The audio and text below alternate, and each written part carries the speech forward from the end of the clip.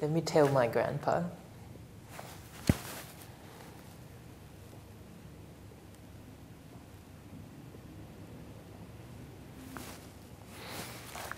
Okay. Right.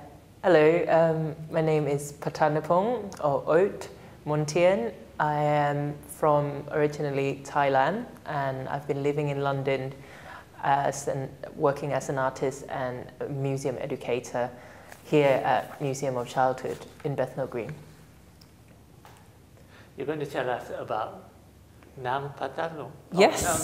Nang Talung. Yes. So today I'm talking about Nang Talung, so one of these ones. So basically there are shadow puppets, but it's a very unique and special type of shadow puppets, obviously.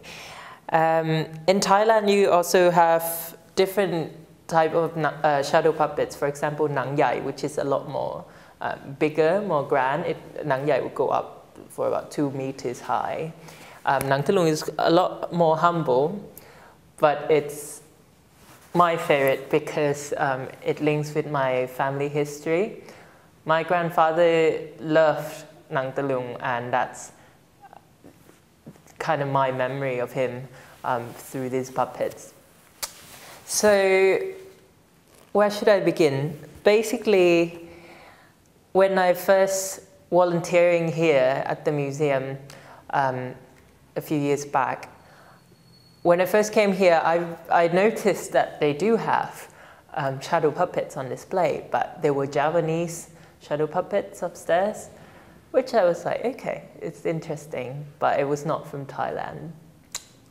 And then I started working as education facilitator down here in the classroom. And to my surprise, they actually do use Thai Nang Talung, this one here as well, as learning material. So they use that to teach Key Stage 1 and Key Stage 2 about shadow and how shadow puppet works in different countries around the world. So, you know, I was really impressed by that, and I wanted to contribute to the museum learning department. Therefore, I donated these puppets. It's about 12 of them for the learning collection, the handling collection here at the museum. Quite beautiful, aren't they? But the puppets, they actually came a very long way, because these are actually came from Nakhon Si Thammarat, the province that my grandfather is from. My mother's side, my whole family is actually from there, the south of Thailand. The first time that I saw these shadow puppets perform in its full glory was actually at my grandfather's funeral. It is quite a prosperous thing to be able to commission a shadow puppet performance at your private event, be it a birthday, a ceremony, or festival, ordainment, or even at a funeral. And although they were my grandfather's favorite things, sadly, my family only gained our wealth quite late in his life, and at his funeral was the only occasion that we could commission a performance for him. So I always feel very emotionally attached with the puppets, and they play a big part of my childhood and as I was growing up. Obviously, I'm not going to claim that I'm a professional puppeteer.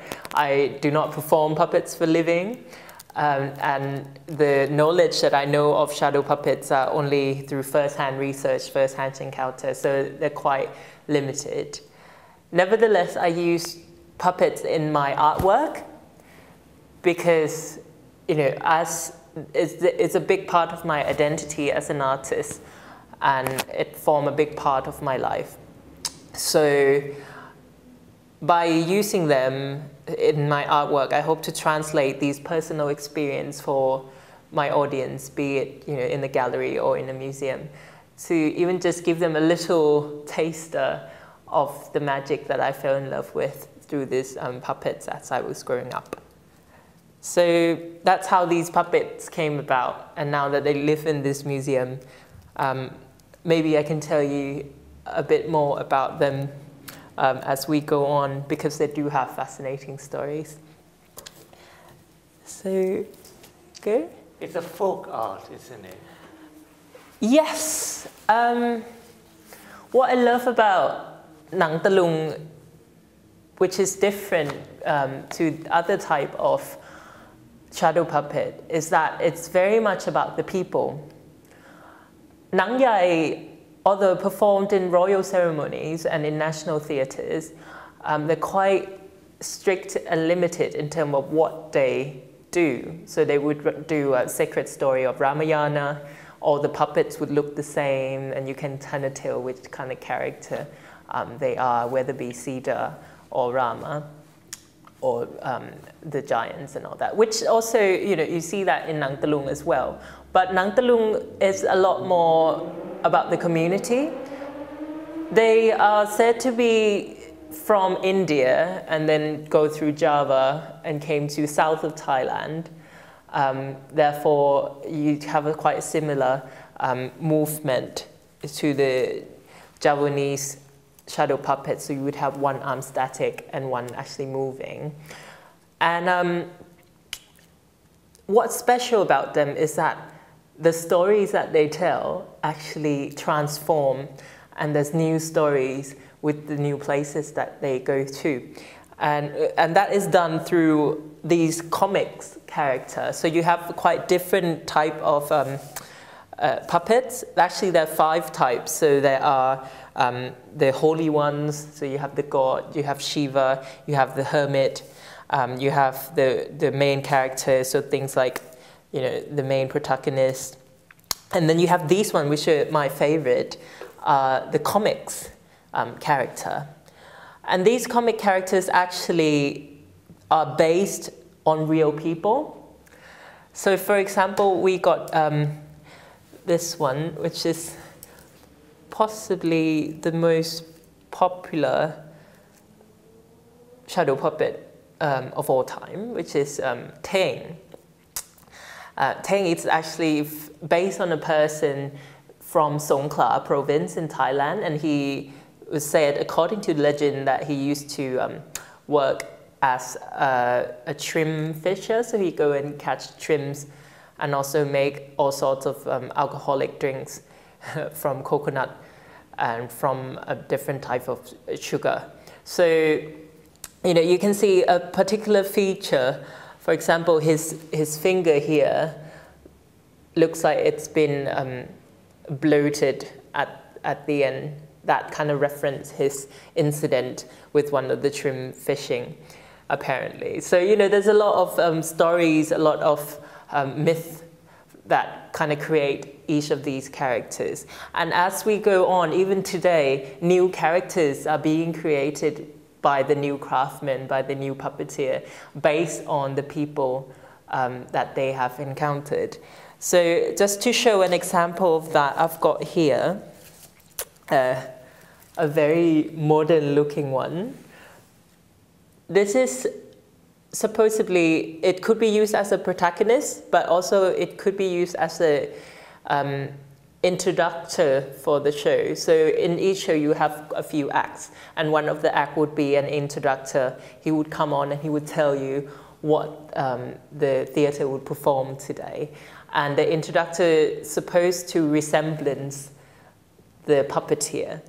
Therefore, you can see this one is quite a modern puppeteer because he actually wearing modern clothing. And although the same kind of format, one moving hand, very similar technique of making. But it's just fascinating how it keeps changing with time and, kind of reinventing itself as it travels. And that's one of the reasons I donated these puppets here, because I feel like they could continue to travel and they could continue to reinvent themselves, tell new stories based on the location here in London. Hopefully they have a new exciting stories to tell and they can transform themselves into, a Londoner through their performances. And I hope my grandfather somewhere up there will be very happy that I continue to bring his favorite piece of art to travel and reinvent them. So yes, there you go. That's a little bits and bobs about these ones. The interesting thing was that in your grandfather's time, the material out of which these puppets were made was very, very important. They had a real magic about them. Yes. Yeah, tell us about it. So the puppets are very magical, not only the way that they perform, because obviously it's quite ritualistic. For example, the character of Shiva will have to come on the first act because obviously he's a god of creation and he have to bless the performance, and then you have the hermit to come out. So there's quite an order, quite a ritual way about the performing. But not only that, the material of the puppets themselves have quite a lot of story and magic as well. So the traditional material that are used for creating these puppets are usually skin of animals. Also, for example, most popular one would be water buffalo, because they're very common in Thailand as the kettle. And they are very carefully selected for particular characters. So for example, with the hermit character, because he's a sacred person and he represents the knowledge of what is good, what is bad, and he have a very big sacred power about him. Instead of using buffalo skin, a lot of people would try to find tiger skin because it's more rare and also it represents that power suitable for the hermit. Or you have the character of Sita, the lead female, or sometimes she can be a princess of a town. A lot of puppeteers would try to find a virgin white cow that been fed only milk throughout its life, and then kill that cow in order to use the skin to make a Sita character. There's also a lot of ritual going on, blessing the skin before you actually make a puppet out of it. It's a proper craft. It's, have a long history. Treatment to the skin itself is very unique. Obviously, it changed a lot now. So, for example, they would use to, the fresher the skin is the better. So, as soon as you kill the animal, you have to take the skin. The puppeteer would stretch it across the frame, and back in the day, they would treat it with some kind of acid that would made out of either ginger extract, pineapple leaf extract, or citrus extract in order to kind of smooth the skin and don't make it too dry. And after that, it would take about 4 to 5 days just to treating that alone. But these days, they just use white vinegar, and that takes only an hour and a half. So, but you have to be quite careful because it's a lot more acidic than the original recipe, if you like. So a lot of the way that it's made, obviously the sacred quality also fading away as well, and the ritual, you can't hunt tiger anymore, obviously. So things like that, that's kind of changing through time, but still, I still feel there's a lot of magic go into the making and the performing of these puppets. And you said that there used to be different troops going around performing, and each troop had its own kind of rituals also? Yes. So each troop would usually make their own puppets. So they would improvise in terms of the stories and also the character. The way they make the puppets also are very important because it was almost like a competition, in a time where there's no cinema, there's no internet, no YouTube. You kind of have to go and see these performances, and you have to compete for your viewer. So some troupe would have incredible myths about how they made their puppets. So the original Talung character was said to be made out of part of it, especially the mouth, it's the very important bit because it represents the talking, how it charms people, you know, how it has a magic quality about the mouth. So a lot of people would say this piece, the mouthpiece here, have to be very special leather, have to be very special parchment to have that magic. The Tang character, the first one that ever created, apparently they used a human flesh to make this mouthpiece so that it can charm the viewer. You got other characters such as this one, which is Samot. And you can see he's wearing a little hat, and that represents him being Islam.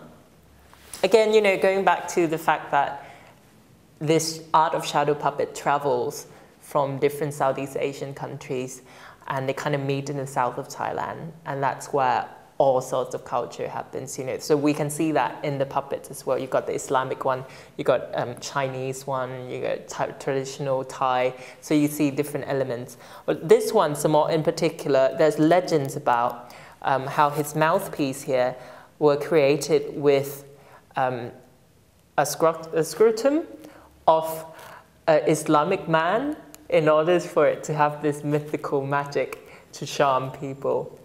I don't know why it's have to be that part of the body, but it was so, according to the legend, that's how they used to make the mouthpiece for this one. So you know, you have a lot of legend, a lot of magic, a lot of interesting stories that goes with these. And it continues today. You still have different kind of rituals, different kind of troops that's still performing and changing with time. So you got new troops that are recording things on DVD, using electric guitar as their instrument, and broadcasting on YouTube. And you know, using microphone, for example, was such a big thing because it always used to be a live vocal. So it really showed not only this beautiful history, but also how time changes, how people changes. So it's almost like a shadow of life in that sense, because it's always reflect what people are living like. So yeah, does that make sense? Yes. Yes.